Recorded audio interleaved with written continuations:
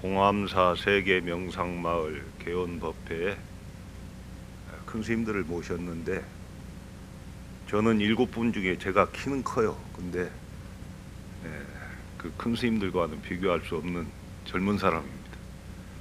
젊은 사람 하나 넣어야 된다 해서 억지로 제가 들어갔지, 뭐 도가 높거나 뭐 이래서 이 자리에 있는 건 아닙니다. 그래서 오늘 제가 여러분에게 드릴 말씀은, 첫 번째 주제는 무상을 이야기하고 싶은데, 왜 무상을 이야기하느냐면, 저를 비교해 봐도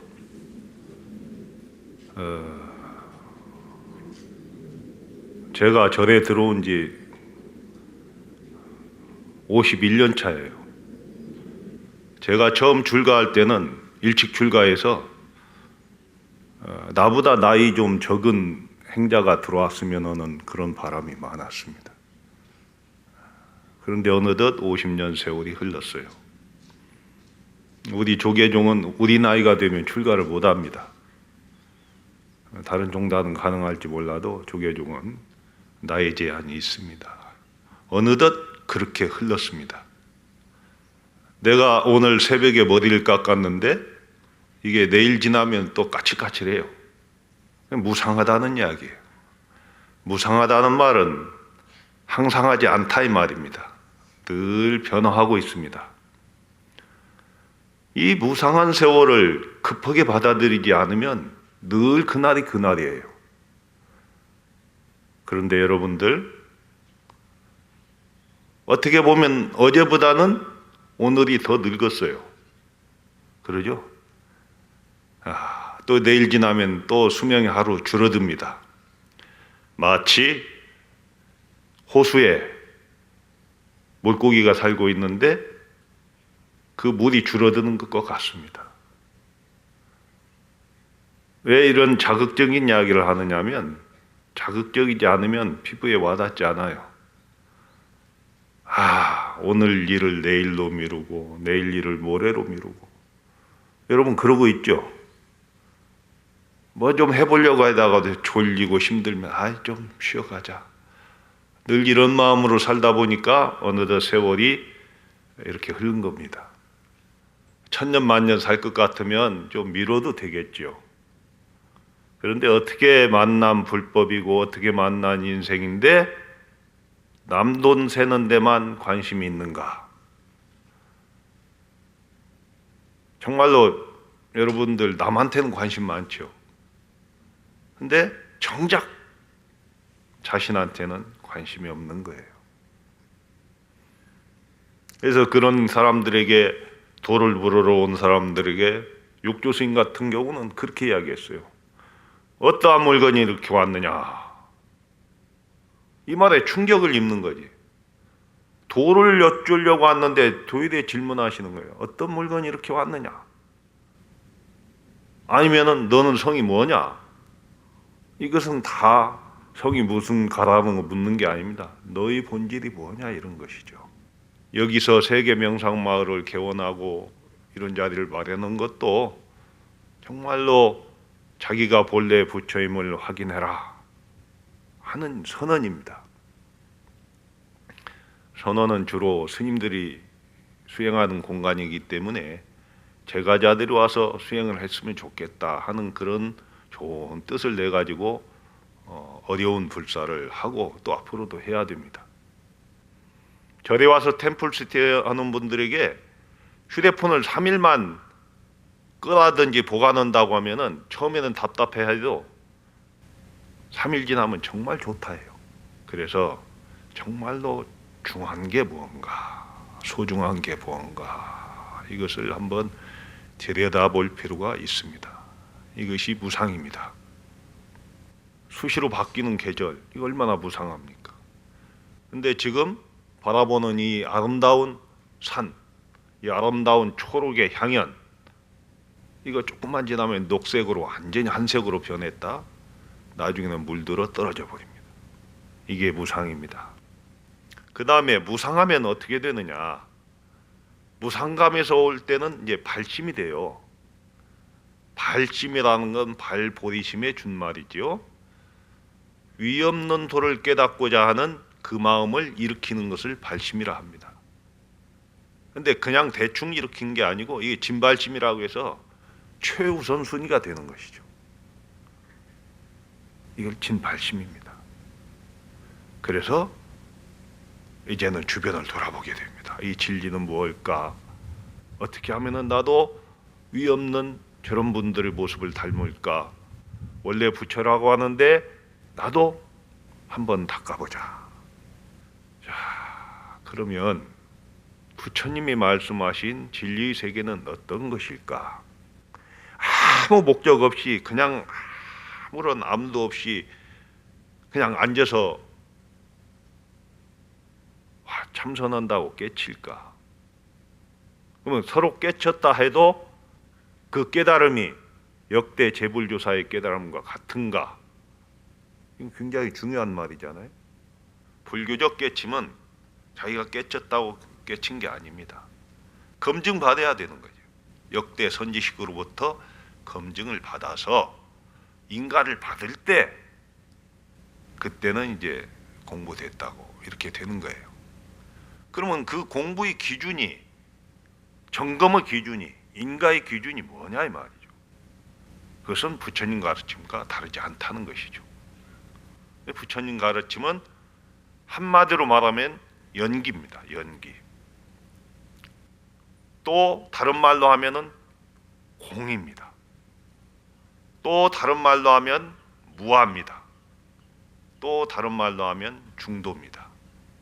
제법종현생, 모든 현상은 인연 따라 나타났다, 인연 따라 사라진다. 이게 이제 제법종현생입니다.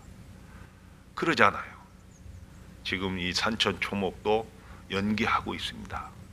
인연하여 일어나고 인연하여 소멸합니다. 아설즉시공, 나는 이것을 공이라고 한다, 이렇게 말씀하십니다. 왜? 변화하기 때문에. 고정돼 있으면 변하지 않죠. 그러나 이 현상은 고정되어 있는 게 아닙니다. 순환하고 있습니다. 연기에 의해서 소멸되고 연기에 의해서 일어나고 머물고 소멸되는 거죠. 영원한 건 아무것도 없습니다. 이걸 1차적으로는 공이라고 그래요. 공은 없다는 이야기가 아니죠. 공은 없다는 말이 아닙니다. 우리가 공을 잘못 이해하는데 그것은 인도에 있는 공의 개념이 중국에는 없었어요. 그래서 번역을 없을 무로 했어요. 이걸 이제 격이불교 시대라고 하는데, 그래서 공어머니 꼴 무인데 그러지 않아요. 공은 없다는 뜻이 아닙니다. 어떻게 보면 비어있기 때문에 다 가능한 것이죠. 다 가능합니다. 한쪽으로 없다는 말로 공을 해석해서는 큰 오류가 나오는 거죠. 그러니까 이런 현상은 나는 공이라고 이야기하겠다. 그 다음에는 공에 치우치니까. 여러분 반야신경 할 때 무명, 영무무, 명진 내지 무노사 이렇게 하죠. 무명도 없고 무명이 다함도 없다고 그러죠. 반드시 재부정합니다. 왜? 거기에 집착하니까. 그래서 불교는 공도 공하다. 이게 공의 개념입니다. 공하다 하는 순간 공에 떨어지니까. 이걸 낙공이라고 해요. 공에 떨어졌다. 한쪽에 치우쳤다. 그렇기 때문에 다시 이야기합니다. 여귀시 가명. 또한 나는 말한다. 이것은 잠시 있는 것이라고 이야기한다. 가명. 거짓 가짜죠. 잠시 있다. 자, 이 산천초목이 그러잖아요. 지금 있는 모습을 우리가 없다고 할 수는 없잖아요. 이 있다는 견해가 상견이라고 그래요. 항상하다는 견해. 없다는 견해가 단견이라고 그래요. 공으로 보는 게 끊을 딴자, 없다. 그러니까 단견과 상견을 벗어난 사상이 마지막에 영명중도의 나는 또 말한다. 공에도 치우치지 않고 있다고 하는 가명에도 치우치지 않고 나는 또 말한다. 이걸 중도라고 한다. 이게 이제 부처님 중도 사상입니다. 이 중도라는 것은 1과 15 사이는 5다 이런 게 아닙니다. 양극에 치우치지 않는, 단견과 상견에 치우치지 않는 견해입니다. 바른 견해. 이게 중도예요. 요 중도가 부처님의 사상을 한마디로 말하는 대변하는 것인데, 이런 사상에 대해서 철두철미하게 인식해야 돼요. 인식하고, 근데 인식했으면 되나요? 이게 중도 정견이라고 하는데, 이 정견을 세운 다음에는 이건 내게 아니잖아. 그래서 내가 확인하는 작업, 내가 본래 부처임을 확인하는 작업, 이게 수행입니다. 이 중도 정견을 확립한 다음에는 어떻게 될 것인가? 자기 것이 아니기 때문에 자기가 몸속의 체험이나 수행을 통해서 확인해야 되는 작업이 아까 말씀드린 수행이라고 했는데, 오늘은 간화선 시간이니까 간화선 수행에 대해서 말씀을 드릴까 합니다. 간화선은 인도에서 발원한 부처님의 가르침이 인도의 28대 조사까지 해서 면면이 흘러오다가 제28대 조사인 달마 스님이 중국으로 건너오십니다. 이때가 한 5, 6세기 경입니다. 그런데 한 500년간 선이 없었어요, 중국에는. 그래서 이 동토에, 즉 인도에서 보면 중국이나 한국이 동쪽이에요. 그래서 동토라고 하는데, 선의 씨앗을 심은 분이 달마 스님이십니다. 달마 스님이 어떤 정신을 가지고 오시냐면, 불임문자 교회별전, 문자를 쓰지 아니하고 가르침밖에 따로 전한다. 직지인심 견성성불, 사람의 마음을 바로 가르쳐서 성품을 보아 본래 면목 자리를 확인한다. 즉 부처를 이룬다. 이게 이제 달마 스님의 정신이에요. 이 16자에 다. 그 다음에 달마 스님이 2조 해가가 3조 승찬, 3조 승찬이 4조 도신, 4조 도신이 5조 홍인 도신이 5조 홍인이 6조 해능. 그 다음에 면면이 쭉 이어져 내려오던 그 시대를 간화선 시대라, 조사선 시대라고 합니다. 조사 스님들의 가르침을 이어서 수행한 겁니다. 근데 조사 스님들은 어떤 수행 방법이 따로 있는 게 아니고, 누가 물으면은 거기에 맞는 질문과 거기에 맞는 대답을 하셨어요. 그런데 그러면 깨치는 거지. 수승하기 때문에, 근기가 수승하기 때문에 깨치는 거예요. 근데 깨치지 못한 자는 어떤 경우냐? 그냥 건성으로 묻는 거예요. 그런데 요즘은 이렇게 여러분이 이 꼴짝까지 그래도 편히 오셨잖아요. 근데 중국 땅덩어리는 상상을 초월하는 땅덩어리예요. 뭐 길이 있습니까? 휴대폰이 있습니까? KTX가 있습니까? 비행기가 있습니까? 산 넘고 물 넘어갈 때, 그 이역만리를 찾아갈 때의 마음은 대단한 거예요. 진발심이 되지 않으면 찾아갈 수 없는 일입니다. 만약에 조주선사한테 어느 스님이 찾아갔단 말이에요. 근데 조주라는 땅은요, 여기 광동이나 홍콩이나 이 선이 황금시대를 지던 강서성이나 호남성에 보면 굉장히 북쪽이에요. 멀어요.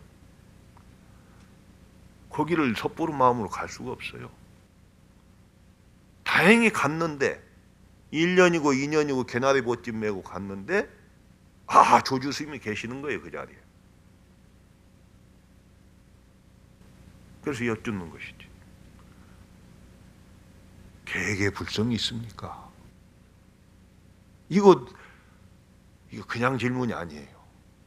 그냥 가기 쉬운 걸음으로 간 질문이 아닙니다. 우리는 공부할 때 이 과정을 놓쳐요. 나는 어느 누구보다도 이 과정을 소중하게 여기는 사람이에요. 마음이 진실하지 않은데 어느 분의 말씀이 나의 가슴에 와닿겠습니까? 개에게 불성이 있습니까? 이 말에 다 담은 거예요. 그러니까 조주 스님이 뭐라고 그래요? 없다. 이 기상천외한 말씀이에요. 그러니까 재차 묻네. 아니 부처님은 열반경에 일체 중생 시리불성이라 했는데, 부처님은 불성이 있다 했는데 왜 스님은 없다 하십니까? 그러니까 이 질문 속에 뭐야? 알고 물은 거지? 모르고 물은 사람이 아니에요. 그 과정 속에서 이 질문에다가 다 담아서 여쭙는 것이지. 조주 스님께서 그렇게 다시 물으니까 성제업식이다. 성품의 업식이 있기 때문이다. 이렇게 대답하신 게 이 전 과정입니다. 그러면 없다 하는 순간 깨쳐야 되는데 깨치지 못하니까 우리가 할 일이 뭐예요?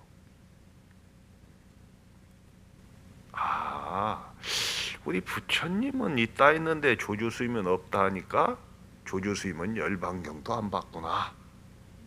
이렇게 생각해야 될까? 그렇게 생각하면 이역만리 찾아간 의미가 없어요. 저분은 열반경도 안 보셨나? 이것도 모르네. 나도 알고 있는데 이러면은 찾아간 의미가 없습니다. 찾아갈 때의 마음은 조주 스님을 만나는 순간 이 답답한 마음, 이거를 해결할 수 있다는 그 믿음 하나 가지고 하는 겁니다. 그 신심.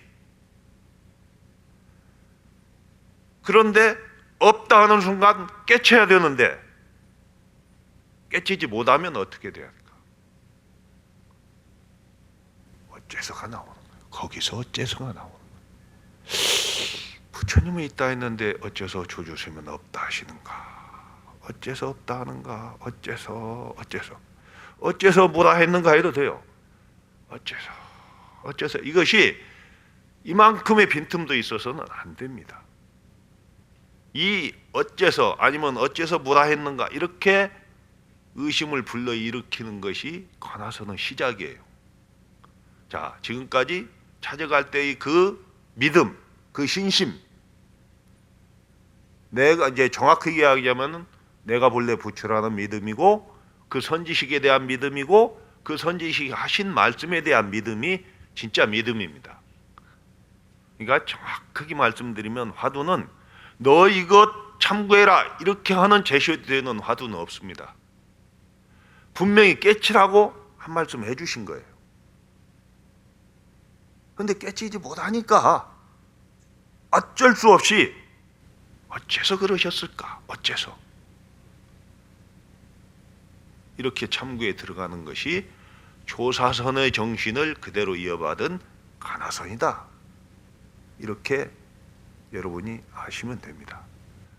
근데 의심이 그냥 억지로 스님들이 법문하니까 되어야 된다 해도 이게 처음에는 안 돼요.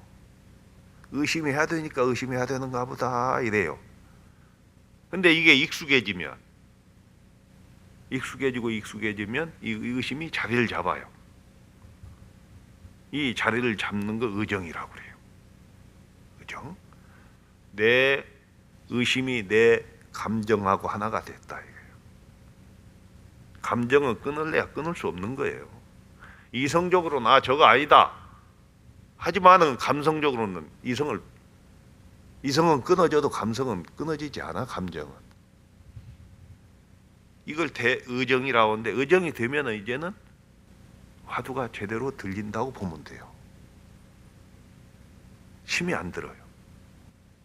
억지로 의심하는 게 힘이 들지만 저절로 시도 때도 없이 화두를 들려고 노력 안 해도 들려지는 거야. 이게 이제 의정입니다. 그런데 의정도 다는 아니야. 이 의정이 드는 나와 화두를 드는 나와 들려지는 화두가 딱 하나가 될 때가 있어요. 이걸 한 덩어리가 됐다 해요. 이걸 대의단이라고 합니다. 이것은 주관객관이 소멸된 자리입니다. 주관객관이 소멸되어 버렸기 때문에 하나죠. 이걸 대의단이라고 합니다. 이 대의단이 되어야 실질적으로는 공부한다고 합니다. 근데 대의단도 공부는 아니에요. 왜? 화두를 들려고 공부하는 건 아닌데 화두를 다 팔려고 드는 거거든. 알을 낳아가지고 달걀을 낳아서 병아리를 만드는데 21일이 걸려요. 21일이 걸릴 때 열심히 품었다가 한참 어디 마실 갔다가 와서 또 이렇게 품나요? 그러지 않아요. 딱 여기서는 두 가지입니다. 같은 체온입니다. 막 열 냈다가 식었다 이러면 안 되죠. 꾸준하게 그 같은 체온으로 꾸준함, 같은 체온과 꾸준함, 이 두 가지가 핵심이에요. 닭이 알을 품듯 해라. 낙숫물이 바위를 뚫듯 해라.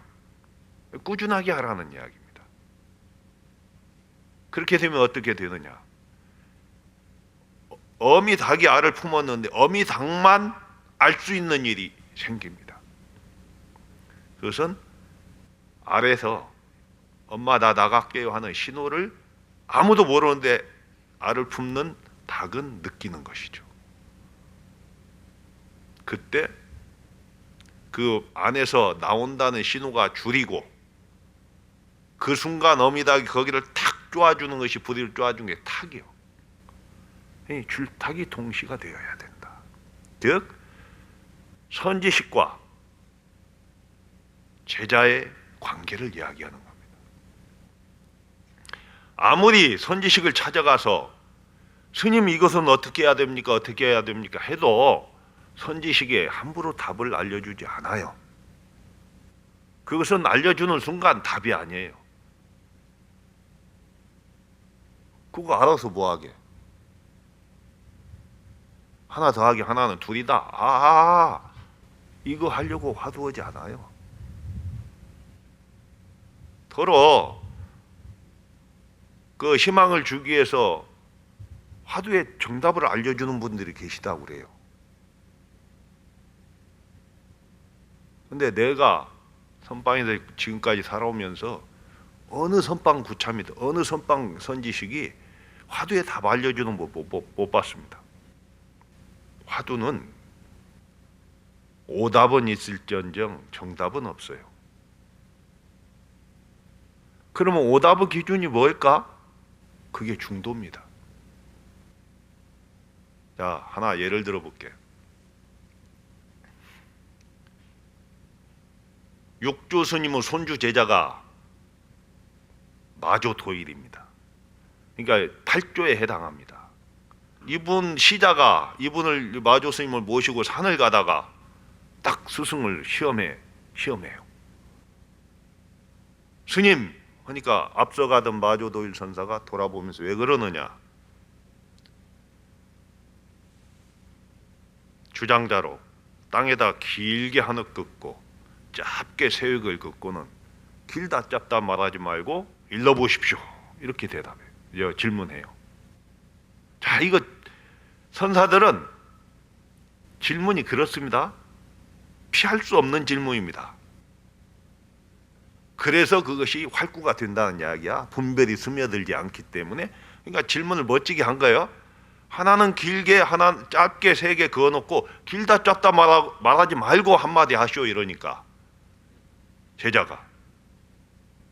그러니까 마조도일 선사가 바로 한획을 딱 긋고 길다 짧다 말하지 않고 말했다. 이래버리네. 자, 여기서 어떤 게 차이가 있나요? 마조도일 선사는 위대한 선사 중에 선사입니다. 질문한 제자는 길다 짧다가 들어가 있어요. 생각 속에. 그러지?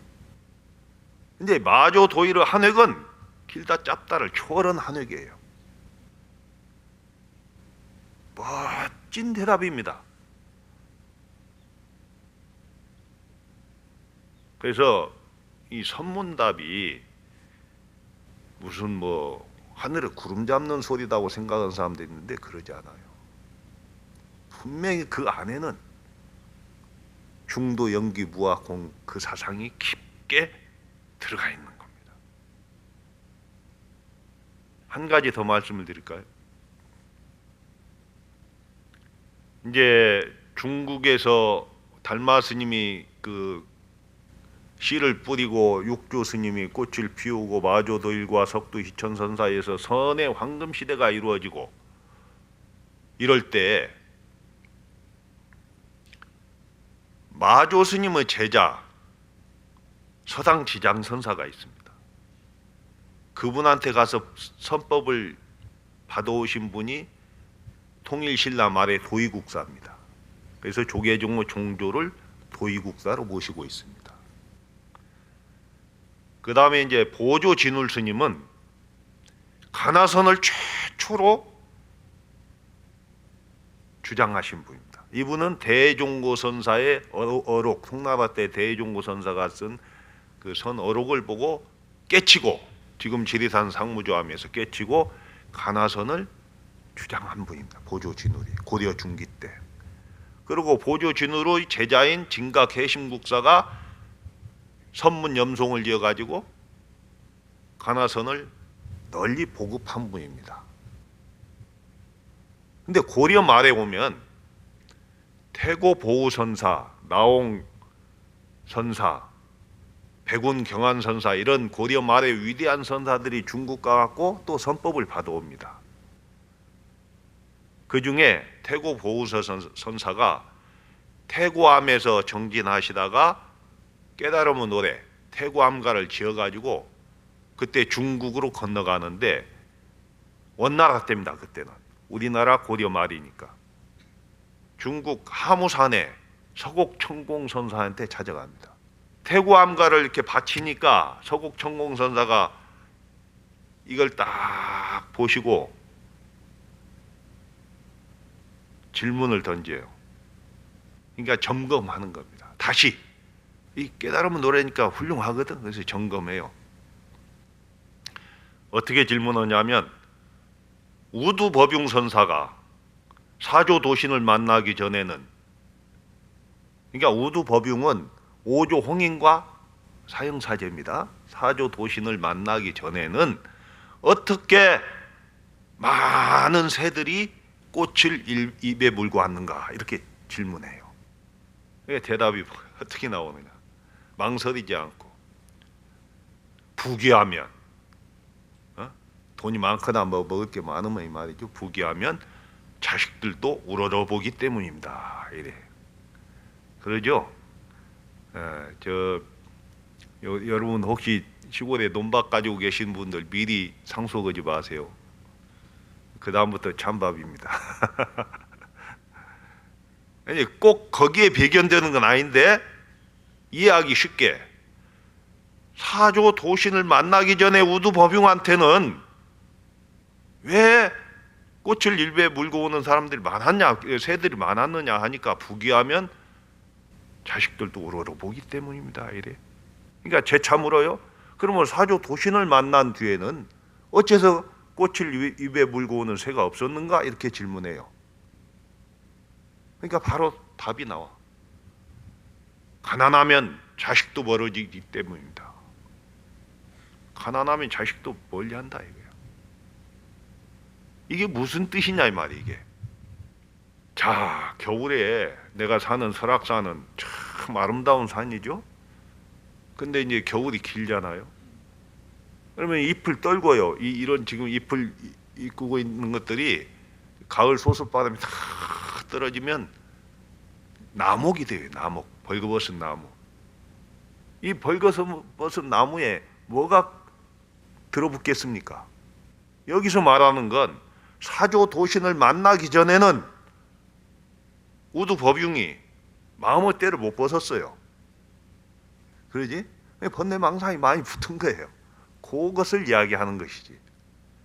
근데 사조도신을 만난 후에는 마음자리를 밝혀버렸기 때문에 들어붙을 번뇌가 없다는 뜻이에요. 그냥 쉬운 말로 먹을 게 없는 거야. 번뇌망념이 완전히 사라진 청정한 상태를 이야기합니다. 그러니까 세 번째 질문이 나와요. 허공이 생기기 전에 태고가 있었는가? 태고는 지금 태고함 그 태고 보호선사 이름이잖아요. 너는 너의 본질은 뭐냐 이 말이지? 허공이 생긴 다음에 태고가 나왔느냐? 이러니까 대답이 허공이 태고 속에서 나왔습니다 이래. 불교는 각, 깨달을 각에서 다 나왔다고 보는 게 불교예요. 마음작용이다 이 말이죠. 그러니까 각에서 허공이 나왔다고 하니까 일반적으로 허공 속에서 내가 나왔다고 하겠지만 그러지 않지. 아니 우리 원각경에 경 보는 스님들 아시잖아요. 무변허공 각소현발, 끝없는 허공도 각에서 나왔다고 해요. 근데 이걸 토를 잘못 따르면 무변허공이 각을 현발했다 이렇게 하면은 그건 불교가 아니에요. 허공 속에서 각이 나왔다고 하면 그건 불교가 아니라고요. 모든 기준은 이 본질, 본바탕, 각, 이게 바탕이에요. 한마음 깨달아 버리면 전체가 불국토고 한마음 미혹하면 전체가 지옥이다 이 말이지. 이 마음의 작용이라 이렇게 보는 것이 불교입니다. 그 마음자를 밝히는 게 또 수행이고 그 중에 선이다. 조사선을 정신을 이어받은 가나선이다 이래요. 그러니까 정리하자면 부처님 말씀은 활과 같아. 활. 고구정령하게 그때그때 친절하게 말씀하신 분이 부처님이십니다. 마음 십자 하나 설명하는데 84,000법문이 나온 거예요. 왜? 중생의 근기가 다르기 때문에. 이걸 대기설법이라고 그러죠. 수기설법. 근데 선은 활줄과 같다 했어. 활줄. 활줄은 고다요. 활줄과 활이 연결됐을 때 원만한 깨달음인데 선은 바로 질러가기 때문에 둘러 말하지 않아요. 그래서 선의 용어는 간명직절합니다. 설명도 많이 필요 없습니다. 사실은 오늘 내가 설명을 많이 했는데 이거 안목이 있는 분들이 볼 때는 부질없는 짓입니다. 그래서 선에서는 개구직착이다. 입을 여는 순간 이미 잘못됐다 이래버려요. 왜? 어떻게 말로 설명할 수 있고 글로 설명할 수 있느냐? 그 자리는 본바탕 그 자리는 말도 떠난 자리고 생각의 길도 떠난 자리다. 이렇게 이야기합니다. 자, 이렇게 화두와 내가 한 덩어리가 되는 것을 대의단이라고 하는데 참 해도 또 안 돼. 그럼 우리가 어떻게 해야 될까? 용맹심을 일으켜야 될 거 아니요. 이걸 대분심이라고 하기도 하고 대용맹이라고도 해. 본바탕은 똑같아. 우리 서가모니 부처님이나 달마스님이나 육조스님이나 마조스님이나 우리 태고스님이나 서산스님이나 위대한 선사들 그 마음 바탕은 똑같은 거예요. 다만 그분들은 칼끝절력에 대고 잠 오는 것 쫓았는데 나는 찼어요. 그분들은 뼈나는 각고의 정진을 했는데 나는 게을렀어요. 이 차이밖에 없다 이 말이에요. 본질은 똑같다는 것이지. 그래서 부처님이 좀 촉파일되면 등기 밝히는데 천상천하유아독존이라고 했지. 하늘 위와 하늘 아래 오직 나 홀로 높다는 것은 본질은 같다는 뜻이지. 부처님의 마음이나 여러분의 마음은 같은 것입니다. 그래서 본심을 내 가지고 한번 정진하시기 바랍니다. 그러면